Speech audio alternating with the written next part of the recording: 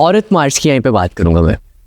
औरत मार्च का जहाँ जिक्र होता है वहाँ पर उनके नैरेटिव नहीं बल्कि उनके स्लोगन्स और प्ले कार्ड्स माइंड में आते हैं। अभी आपने बात की है कि हम तो बराबरी की बात करें, लेकिन आपको नहीं लगता कि औरत मार्च में, देखिए जब आप कह देते हैं ना बराबरी की बात करें, अपॉलॉजीज में आपकी बात काट रही हूँ, तो ये बड़ी एक स्वीपिंग स्टेटमेंट है। बराबरी की बात कैसे बराबर हो सकते, मेरी तो मूछें है तुम्हारी मूछें नहीं है, ये इस तरह के ऑब्नॉक्शियस आर्ग्यूमेंट्स आते हैं हमारे सामने। वही हम बराबरी की बात कर रहे हैं, not in the physical aspect. मैंने आपसे नहीं कम्पीट करना कि आपकी मसल स्ट्रेंथ कितनी है। Long gone are the years when people used to compete on that.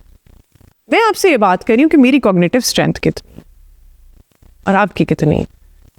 मैं आपसे सिर्फ एक बात कर रही हूँ कि मुझे इक्वल अपॉर्चुनिटी दे दो, मैं आगे ना निकल सकूं तो मुझे मेरी हार कबूल है। लेकिन अगर इक्वल अपॉर्चुनिटी ना दो और ये बात करो कि खवातीन कुछ कर नहीं सकती, तो फिर तुम गलत हो।